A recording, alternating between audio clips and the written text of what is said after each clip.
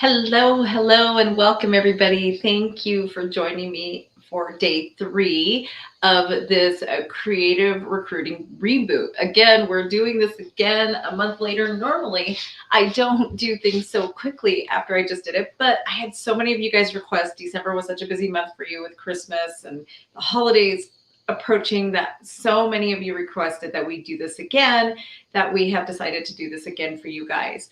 So here we are again doing our creative recruiting boot camp, and so that you guys can get what you need starting off 2022 right, getting the people in that we need in order to make our companies more successful. So thank you once again for taking the time to join me. If you've been with us over the last few days, then for yesterday, actually, it was just yesterday. It feels normally I do this over a 5-day period. We're trying to fit it all in 2 days.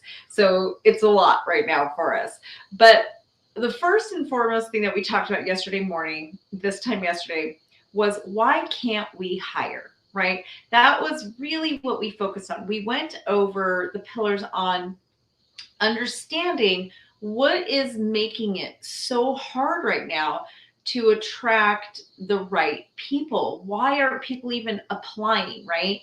And we talked about the collective mindset that's out there right now, the type of employees that we're dealing with, all of the things that are making it very difficult for us to become employers right now. There's a lot. So if you didn't catch yesterday morning's video, make sure you watch that. It is vital to understand the market that we're dealing with in order to hire, and really understanding where is everybody's thought process going right now. Where is everybody at collectively, right? What is making it so hard to hire? So we talked about basically where's the work ethic gone? And then we talked about how COVID has really made it worse, how there are people out there, but why aren't they getting the job with us? One of the things to keep in mind, same thing with the recession, right? We oftentimes, when we hit financial hard times, hiring hard times, it's the same thing. What happens is people have this scarcity mindset. They start thinking that the resources that were once there are gone. So what happens is people start hoarding, right? They start hoarding. But if you really think about it, the same amount of people and work out there, it hasn't changed, right? They're just not looking, or we're not attracting them. The other thing to think about is that basically same thing with money, right? When we're afraid of enrollment, it's that scarcity mindset. The amount of money that was out there hasn't changed. What has changed is people's willingness to spend or to move forward with it. That is what has changed. So make sure you watch yesterday morning's vehicle to really get a deep understanding on what is going on here. Why are things the way they are right now? The next thing we talked about is the fact that we are competing with a lot of different job opportunities, right? And that's okay. There is nothing wrong with us competing. We are competing with people who pay a lot more than us. And if there's one thing I want you to remember from all the recruiting boot camps that I do, whether you watched the one I did in the Leaders Lounge, whether you're watching this one, or whether you watched last month's boot camp that I did, I want you to remember that people do not choose a job based on how much money they're making. Yes, that's important. People have to make a living. But what is most important to people is life satisfaction. What are they making a difference? When people were studies show over and over again, there's several studies that do show that when people are asked what is their number one motivating factor for getting a job and staying with a job, it's the type of difference they can make in the world, the impact that they're making, right? When college students choose their degrees, think about it. When you chose your career path, what were you thinking, right? Overall, and I'm talking career, not just a job, career path, right? You want to make a difference. You want to know that the work you do is meaningful. As early childhood professionals, we have the best opportunity to provide meaningful work for the workforce out there. Nobody has a better opportunity than what we have, right? So, really just think about that and absorb the work that we do and how important it is. People absolutely will take jobs making less money if the work is meaningful and it fulfills their spirit. Why do you do what you do? Right? That's what we want to bring to the workforce. That is how you're going to recruit. You're going to help people to understand why they want to work for you, why they want to choose to apply to work for you instead of going to McDonald's, who may pay $5 an hour more, right? So look at the bigger picture and how important the work we do is. The next thing I just really want you guys to keep in mind is that there is a lot of hope out there. It doesn't mean just because there's so many jobs out there does not mean that we can't hire. We can, absolutely can. It is in our messaging and how we perceive our centers, right? Your perception is really spilling through whether you like it or not. If you go into interviews, if you're posting for job openings, if you're talking to people to recruit them, and in the back of your mind, you're thinking, I can't pay this person enough. This person's going to want $20 an hour, or this person is just too high level. That is going to come through in your messaging. So really get to know your program and your center and help yourself to remember why your center is worth it. Why are you worth somebody working for at $5 and sometimes even $10 an hour less? What can you provide them that makes your place of work so much better and worth taking the pay cut? Why do you do what you do? I know for me personally, with my degrees, instead of being a childcare center owner, I could have easily made a 7-figure income doing something different. But I always like to look at life as when I'm 80 years old and I look back on my life, what is going to make me feel fulfilled? What is the work I do is going to make me know that I made an impact in the world? Because honestly, being rich, having, my dream cars and whatnot, that's not what I'm going to look back on when I'm 80. And that is not what's going to bring me life fulfillment, right? That is not. But knowing that I impacted lives, that I helped children find the love that they deserve, that is what's going to make me happy. All the possessions aren't going to mean anything to me. The legacy I leave, the impact on children's lives, the fact that I changed lives through the work I did. I helped children have a better childhood. That is what I'm going to be proud of when I'm 80 years old. So the key is, how do you message that? How do you help your current staff and potential future staff understand that that is the power of the work we do, right? That is the job you're offering. You are offering lifelong change. You're offering fulfillment that is beyond anything that they could get at Starbucks. That is what you're offering.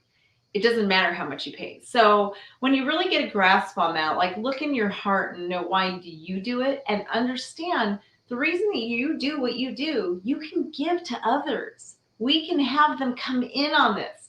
And that it brings us to our next point from yesterday is why it is so vitally important for you to have a clear vision for the future of your company, to know what is your purpose. Why are you here? If you don't know your vision, again, I have a podcast episode on that. It is a huge subject. I can't get into it during this workshop. I can do an entire workshop on nothing but creating your vision, right? But it is vitally important to every aspect of success. If you are used to taking my classes, my courses, or anything, everything I talk about is going to have vision at the core, right? Because vision is the heartbeat of everything we do at my center.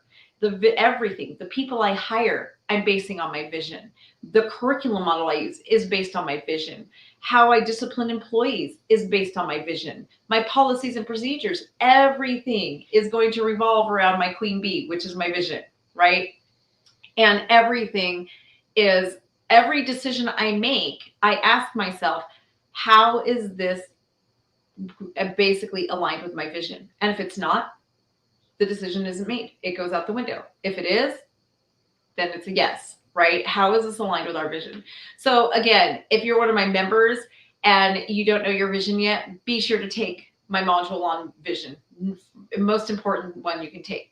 Vision is just vital. That alone, just understanding your vision, getting a very clear picture, teaching it to your staff, making sure that they have a clear picture and it's contagious, that alone will change everything.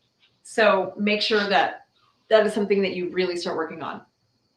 And knowing your strengths as well as your weaknesses is also very, very important. If you know your strengths and you know what really makes your centers stand out, what is your center superpower, you're going to use that to attract the right people, right? You're going to make yourself align with the people that you want to attract. And you're going to be able to understand how to create more clear messaging when you really, really understand your strengths. You want to know your weaknesses as well because you want to overcome them. You want to face them. You want to see, okay, well, how can I counteract this? How can I really just let people know that this is who I am? Another reason that you really want to know your weaknesses that I did not mention yesterday was that your weaknesses really help you to be more real, authentic, and honest. If I come to a new hire and tell them, this is the most amazing job ever, you're going to have fun every day, it's wonderful and amazing, and I paint this picture that is all the positive, but I don't put any of what isn't positive in there, they're going to have a really hard time trusting me and believing me, right? On the other hand, if I come to them and I say, this is what we have, it is the most amazing job. You are changing lives, you're shaping the world. But it does get hard. I'm not going to lie to you. Sometimes it's stressful. Sometimes the work we do here is, you may feel unappreciated. But at the end of the day, knowing that you have helped a child have a better childhood is what really matters, right? They're going to trust me. They're going to know that I'm not selling them something that's unrealistic and not true. So knowing your weaknesses, facing them, pointing them out, even not all of them. I mean, you're not going to go in and just say, oh, I have this one staff member, they love to gossip, you're going to hate them. Just those overarching, right? That early childhood education is a tough job. Sometimes it can be thankless. But when you look at those children's faces and you see the smiles and you know that you made their day better, you made their first 5 years of life better, it makes it all worth it, right? So we don't want to shy away from our weaknesses. Our weaknesses can sometimes be opportunities. So the other thing too is look at your program and think of those opportunities. What opportunities do you have? Do you offer free childcare? That's huge. Calculate how much does that translate to? Even if you offer 50% off, look at it this way. Those people, if they chose to go work for Walmart, right, they have to pay you full price. So let's say hypothetically your prices are $200 a week and you give staff members 50% off. Well, that means they're paying $100 a week. If they went to Walmart, they would be paying you $200 a week, right? So calculate how much money does that $100 a week divided by 40 hours a week, what is that, right? And then you want to point it out to them. You would have to get a job making this much money in order for you to pay for this benefit that I give you, right?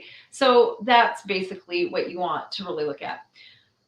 Look at the threats. What is your competition doing? Again, I don't want you to think of other childcare centers as competition. I want you to think about everybody who is looking to hire right now. Everybody. When you're driving around, look at all the for hire signs. That's your competition, not other centers, right? I don't think at this point we even need to worry about that. Collaboration over competition is always more beneficial, but who are those threats? Who is really your competition? Also look at things like your culture. Is the culture within your program a negative one? Have you not intentionally created the culture for your program that is a culture of excellence? Because if you haven't, you probably have a negative culture within your program. And that is going to be a threat. Aren't going to want to work for you if your culture isn't a good one. And then we also talked about why it's so important to hire based on values. Last night in our evening training, we talked about really understanding what your values are. And when you're out in the world recruiting, recruit based on your values, not on a resume. I have said over and over that we do not hire based on resume. I don't care how many years of experience somebody has, what their education background is, because a lot of times when I get people who have an education or a lot of experience, I have to retrain them on bad habits. And that being said, I'll still hire them, but it doesn't influence for me how much they make.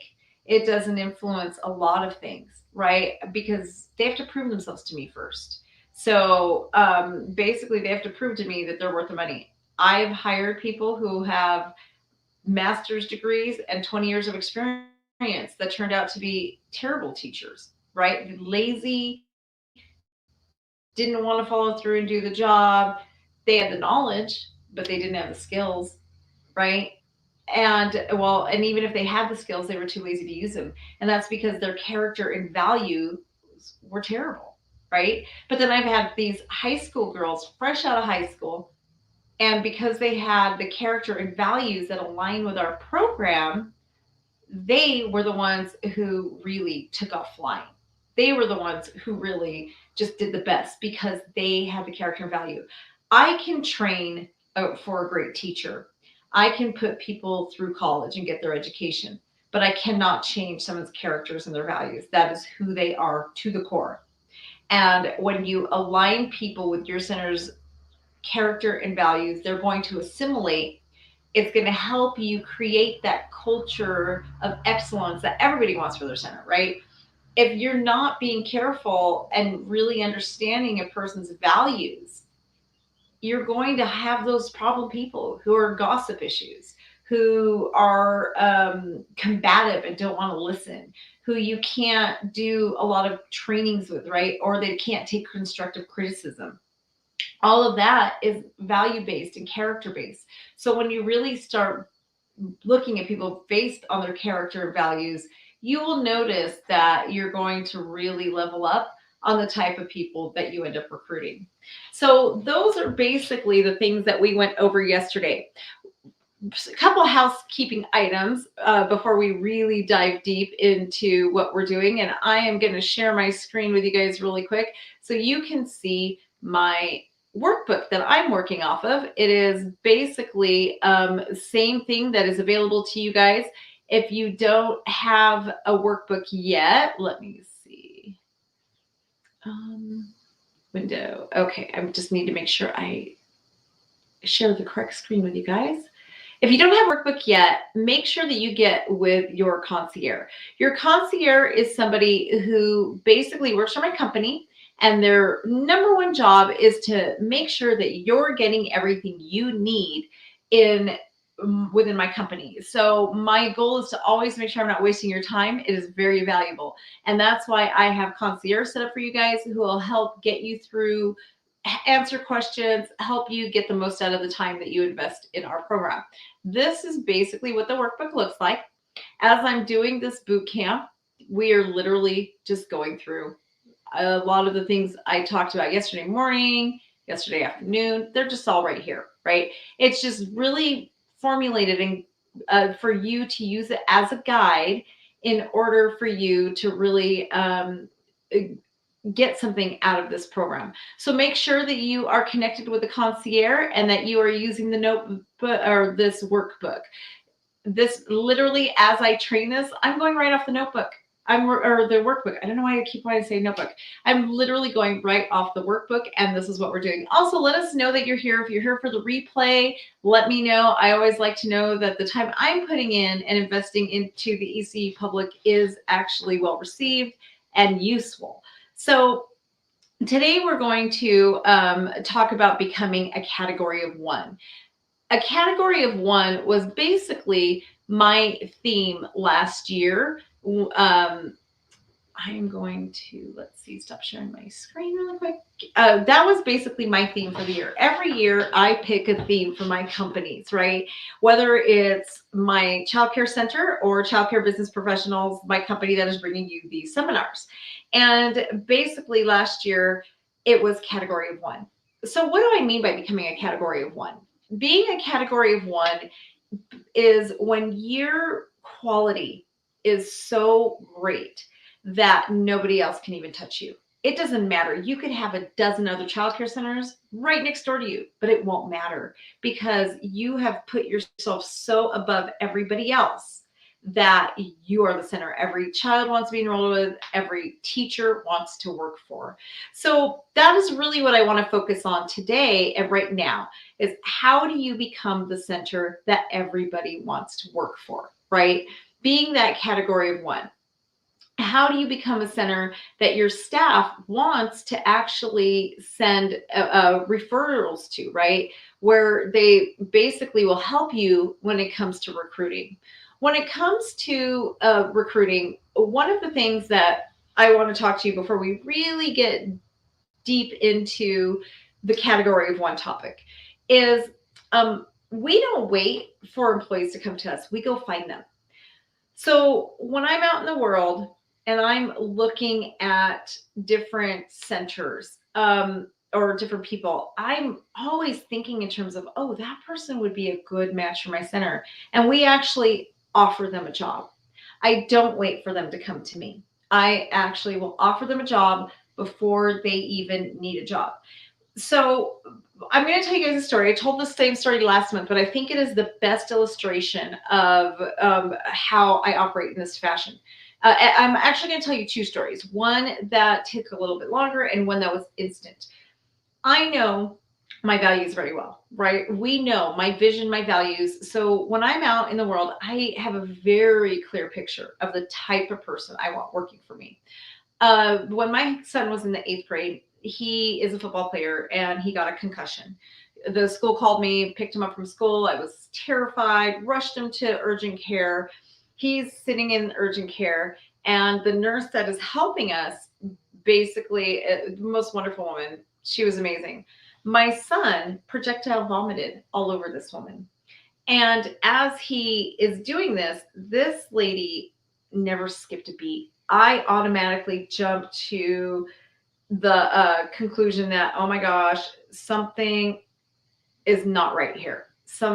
Just this poor woman, she just got projectile vomited on. Oh, this poor thing. So I automatically was like, go clean up. I'll take care of my son. And she did not skip a beat. She was like, it's okay. He needs me right now. She proceeded to help him, totally ignored the fact that she was covered in vomit, completely ignored the fact that she was covered in vomit, and instead helped my son. Her number one concern was for him. It wasn't the fact that she had vomit all over herself. It was him, right? I knew in a minute, like, that is the type of person I want working for me. That is somebody who I need on my team. Somebody who doesn't care that this child she's never met in her life, who's in the 8th grade, so he was an older child, whose mother is right here ready to step in, right? She didn't care about any of that. All she cared about was the fact that he needed help, that she saw a child in distress, and that's all that mattered to her. So everything happened. She dealt with him. Once he was okay and she felt satisfied with that, she went and changed, cleaned up. I waited for her. By the time everything was said and done, I offered her a job. I knew that was the type of person. This is a nurse. I know I pay way less than what an RN is making, right? I know I do. But how do I know that she's not dissatisfied with her job? How do I know that she doesn't hate her career path, right? I don't know that. How do I know that she needs to make the type of salary she's making? I don't know that. As far as I know, she could have a husband and her money, who's making the majority of the money, and her money is just play money. I don't know that. So it is very important not to allow your preconceived notions and your preconceived perceptions influence who you're offering a job to. We have no idea what a person really needs or wants, right? We have no clue. Had I chosen, I could have had a really good practice had I gone into a different field. But I chose to go into early childhood education, right? I could have made a lot more money than what I made as an early childhood education director, whatever, from day one of my career. But it didn't matter to me. I don't care so much about how much money I was making. It's the impact on in the world, right? My life satisfaction. I want to love my work, which I absolutely do. How do I know that that woman didn't feel the same? Had I assumed and made assumptions that, oh, she's a nurse, she'd never come work for me, I don't know that. So I offered her a job. I let her know that I'm hiring. This is the work I do. I make a real impact.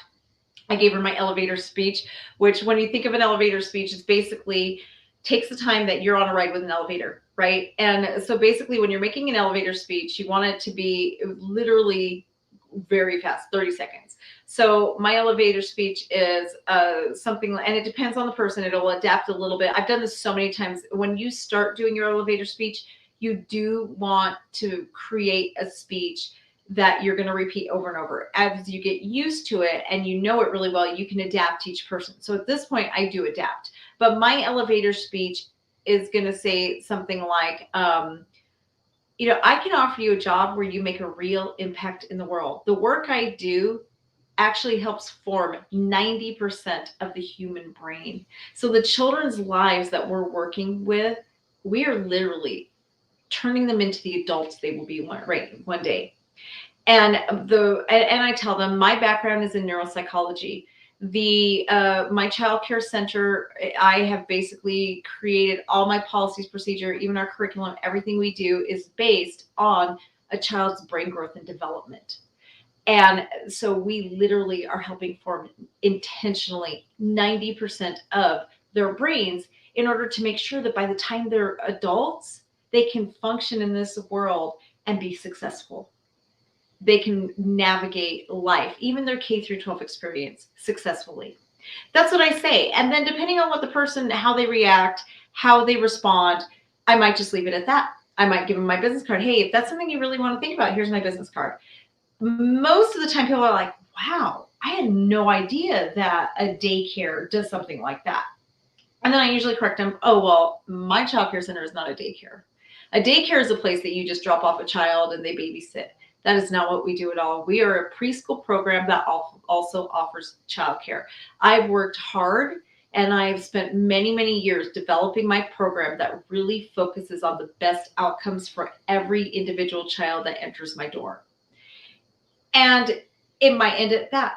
That might be the entire conversation. Or the conversation might take another leap and go much more in depth in like they want to know more, right? And then I might get in depth with them and tell them like every child that comes through a door goes through a full assessment, not just a screener, which for those of you out there, if you're doing like ASQ grants, those are just screeners. A full assessment is everything, right? It's knowing everything that's happening within a child. That way we can really see if there's any kind of need that specific child needs. We are really geared to making sure that every individual child is successful before they go to kindergarten.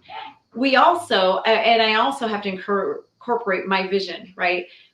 I also tell them my purpose is also to make sure that all children, regardless of their background, I don't care where they came from, what neighborhood they live in, who they are, who their parents are, all children should have access to the highest quality care and education. It is what every child should have, right? And I tell them that, and I'll tell them about my passion for making sure that there's no barrier between high quality education and these children. And sometimes people are just like, wow, I want to be a part of that. This is amazing. You are starting a movement. This isn't just a job, this is a movement, right? And so that's basically how I operate. I just tell them what I do, why I'm there. Your vision doesn't have to look like that. It could be something as simple as you are a nature-based school, right? And you really want to change the environment for the future. I am working on changing the environment by making sure the children are thoroughly educated on why it is so important that we respect the earth, right? So there's so many different ways. Just know, why are you doing what you do? and help people understand how they can be a part of that, how they can actually join in on your bandwagon and change the world one child at a time. That's what we're doing. And you're going to target people and take the message to them. On the other hand, my director, she recruited an employee by just doing van runs every day. She saw a mom at the bus stop, and when she was doing van runs, dropping off and picking up kids, and she noticed things about this woman. She was just a really good mom. Her kids were always looked good. She volunteered in the classroom. She did really well with the children in the volunteering. The kids loved her. The ones that interacted with her all loved her. She was obviously just one of the parents who truly cared, whose kids were very well nurtured. So she started conversations with her. As getting to know her over a couple months, she realized this person would be a great fit for our program. So she recruited her, right? This wasn't one for me. My example was instant. I instantly recruited this nurse, right? But for Brandy's, it was something that took over a course of a few months, not just an instant, you should come work for us. It was months in the making. So there's not always going to be a situation as extreme as mine. They're going to be a little bit more subtle. But as you find and you really, really clearly have that picture of who you want to work for you, as you're out in the world, you're suddenly going to start seeing people that you want working for you. And what I encourage you to do is don't wait for those people to apply for jobs with you. Offer them a job. Don't wait for them. One of the other things I'll let you guys know that I do is basically I'm really targeting stay-at-home moms. And that's more because I was a stay-at-home mom, so it's near and dear to my own heart. I've told the story over and over again, but I'll tell you guys again because it really does matter and gives you perspective on who you're recruiting, right? As a stay-at-home mom, I felt like I had lost my identity. I felt like I didn't have anything for me anymore. I had given it all to my husband and my children, and that really scared me, especially with somebody who understands human psychology. I looked at my own mom and I looked at my mother-in-law, and I realized both of them didn't have a career. My mother-in-law was never a stay-at-home mom, but she always just did what it took to survive. She always had that job. She was a waitress. She made good money. She provided for her kids, but she survived. She didn't thrive, right? And she got to the point where her body couldn't take it anymore. But she didn't have any life work that was really, really fulfilling to her. My mom, on the other hand, was a stay-at-home mom. She gave everything to her kids and her husband. And then we grew up, and my dad is gone, right? And now she's alone. So she didn't have anything for her. So by the time we all grew up, and she ended up getting a job as well, ironically doing basically kind of waitressing as well. But everything that her life had revolved around kind of moved on without her. And psychologically, that impacted her, right? And it still impacts her because her entire adult, or basically from the time she was pretty young, in her young 20s, and she had 4 children, so till the time that she was in her almost late 40s, her life revolved around her children. She had nothing for herself. So as we moved on and started building our own lives, she was kind of left behind, right? Well, if you watched any of my other summits on this, I tell the story about when I had the epiphany that this was happening to me. I knew that I was in the same position that my mom was in at one point, and I knew beyond the shadow of doubt I had to do something. I realized that I had lost my name. I was Evelyn, or I was either Bronson or Ronan's mom or Ron's wife, but nobody knew me.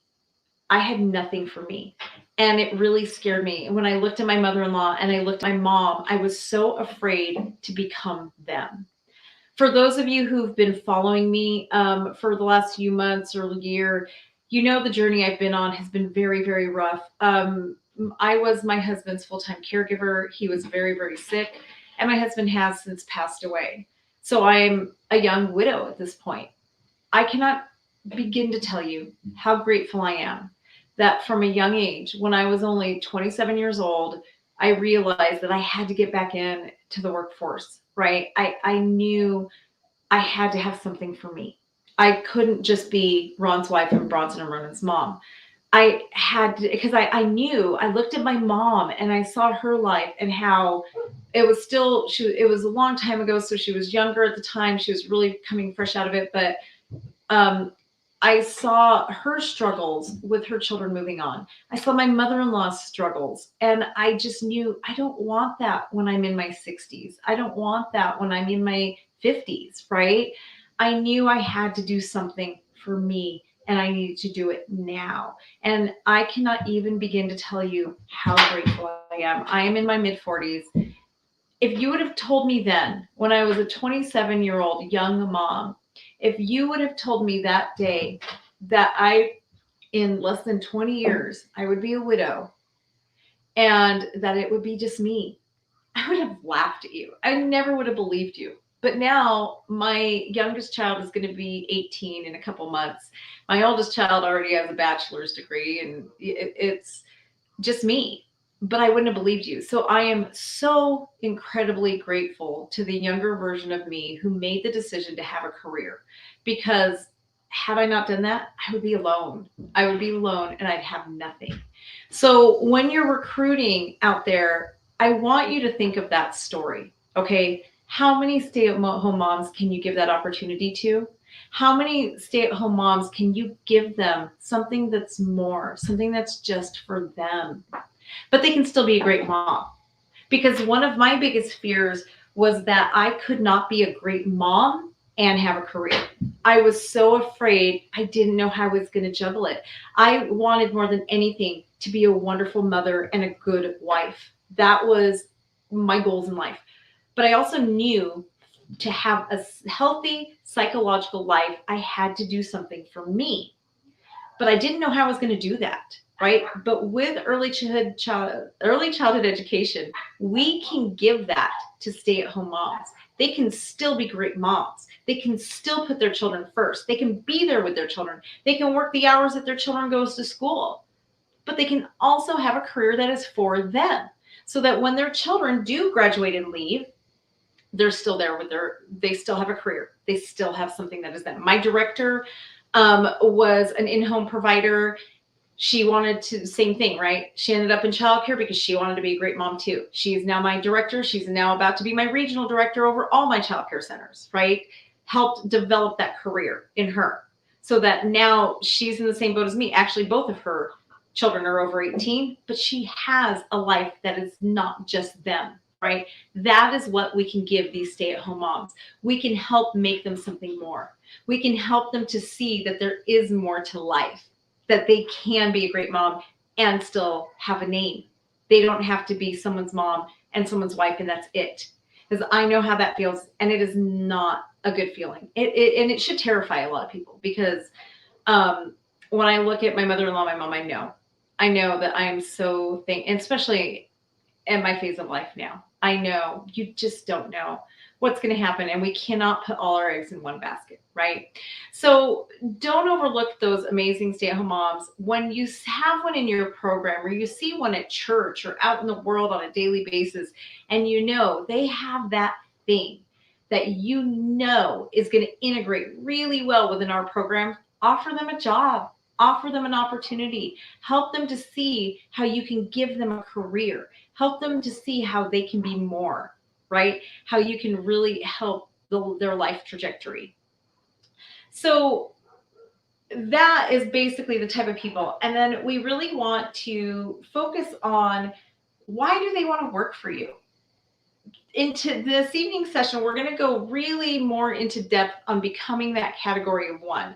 But between now and then, what I really want you to do is, I want you to walk around your program, and I want you to have an honest talk with yourself and ask yourself, would I want to work here? Would I want to be one of my own employees? Am I a great leader, right? Do I micromanage? Do I help empower my team to see how wonderful they are? Do I see my team for the wonderful team they are, right? Because I can guarantee you, you do have a great team. A lot of times we think our team isn't wonderful, but it's usually us as leaders. It's not the team. One day, I will never forget in my entire life, I walked into my child care center and I literally had the thought, I need to fire all of them. There was only 3 people that worked for me out of the 18 staff members I had that I didn't want to fire. I wanted to fire all of them. I was so mad. I was just, this isn't working. They all suck. That was my frame of mind. They all do call in. They don't have work ethic. Well, we had a couple things happen in my center, and I had a staff meeting where I basically had to pick up my center. And I asked, for the first time, I asked them, if you guys had a magic wand and you could do anything, what do you see? I do this all the time now. I've done it since. I actually just did it a couple weeks ago. But for the first time, I listened to my staff. I stopped being that domineering boss who just barked orders, micromanaged, and wouldn't give them any ownership or control. And I realized that I had amazing people working for me who had amazing ideas, who were very intelligent. Here, a few days ago, I thought I wanted to fire 15 staff members. And here I was a few days later realizing it's not them, it's me. It is my leadership, right? People do rise to the level of expectation we bring them to. If they don't, they filter themselves out. So if you are one of those people who want to fire your entire team, I'm here to tell you it's not them, it's the leadership. It is the leadership. So before you recruit and bring these new people in, I want you to ask yourself, would you work at your childcare center? And if the answer is no, then I challenge you on why do you think somebody would want to work for you then? If you wouldn't want to be one of your own employees, then how are you going to recruit anyone? How are you going to attract the people? So becoming a category of one will get you to where you want to be. Becoming that elite center, you are going to have to transform as a leader, but it will make recruiting so much easier. And people will be knocking at your door to come work for you. You will be the childcare center people want to work for, and you will not have a hiring issue. My center is fully staffed. We haven't gone below full staffing through all of this crisis. We're still hiring just fine, but we really do not post job openings at all. We don't. We do not, because we recruit and people want to work for us because it is an amazing place to work. So in order to really become that category of one, you have to do some self-reflection and have honest talks with yourself and ask yourself, would I want to walk in my center? So between now and our session, and that's tonight at 5 p.m.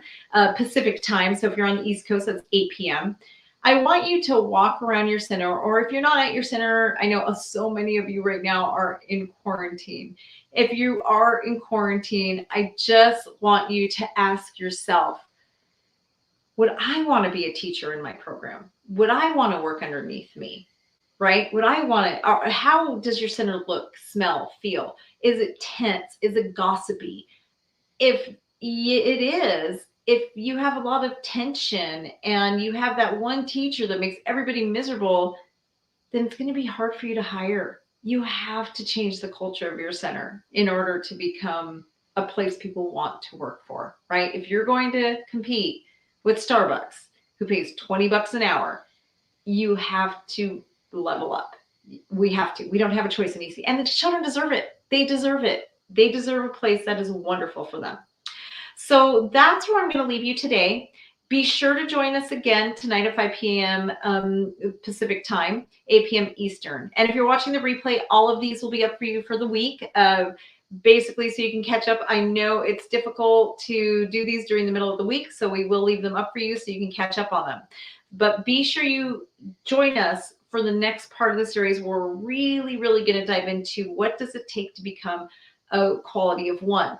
What are the actions you can take so that you're really attracting? So when you go out into the world and you start recruiting people, they want to take a job with you, right? That's what we're going to be focusing on next. Have a wonderful rest of your afternoon, everybody. I will see you in a few hours.